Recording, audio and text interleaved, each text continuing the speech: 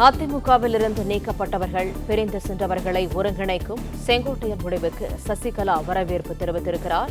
அண்மை செய்தியாக பார்த்து வருகிறோம். செங்கோட்டையனின் கருத்தே அதிமுக தொண்டர்களின் கருத்தாக உள்ளதாக அவர் குறிப்பிட்டிருக்கிறார். முக்கிய செய்தியாக பார்த்து வருகிறோம். அதிமுகவிலிருந்து நீக்கப்பட்டவர்கள் பிரிந்து சென்றவர்களை ஒருங்கிணைக்கும் செங்கோட்டையன் முடிவுக்கு சசிகலா வரவேற்பு தெரிவித்திருக்கிறார். கூடுதல் தகவல்களை தருகிறார் எமது செய்தியாளர் பிரகாஷ். விவரங்கள். அதிமுக முன்னாள் அமைச்சர் செங்கோட்டையன் சற்று நேரத்துக்கு முன்னர் செய்தியாளர்களை சந்தித்திருக்கிறார். அதிமுகவை ஒன்றிணைக்க வேண்டும் என்று வலியுறுத்தியிருக்கிறார்.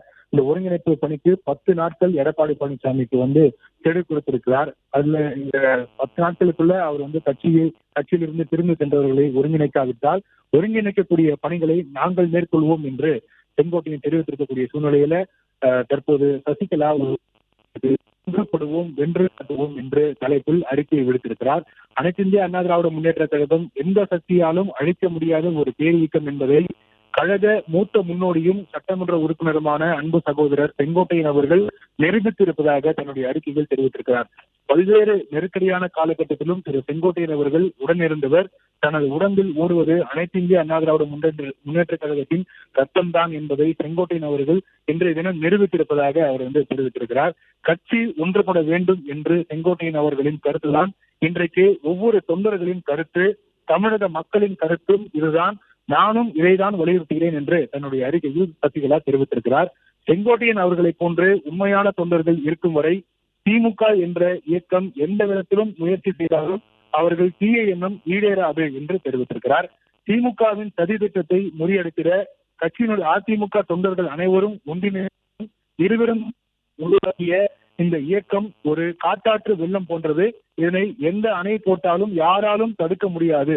எனவே திமுக என்ற தீய சக்தி நம் கழகம் ஒன்றுபட எப்படியெல்லாம் தடை போட்டு தடுத்தாலும் அவற்றையெல்லாம் தவிடுபொடியாக்கி கட்சி மீண்டும் அதே மிடுக்கோடும் செருக்கோடும் மிளிரும் வகையில் வருகின்ற 2026 சட்டப்பேரவை தேர்தலில் திமுக தலைமையிலான மக்கள் விரோத அரசு வீட்டுக்கு அனுப்பப்படுவதில் உறுதி.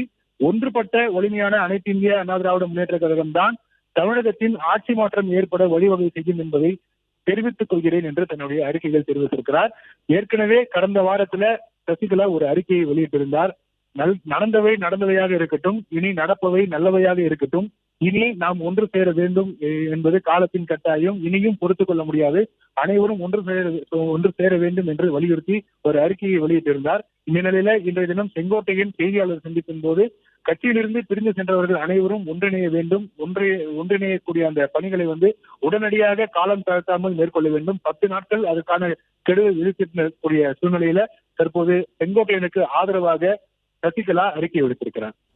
பிளே ஸ்டோர் மற்றும் ஆப் ஸ்டோரில் இருந்து பாலிமர் செயலியை QR கோடு மூலம் பதிவிறக்கம் செய்யுங்கள்.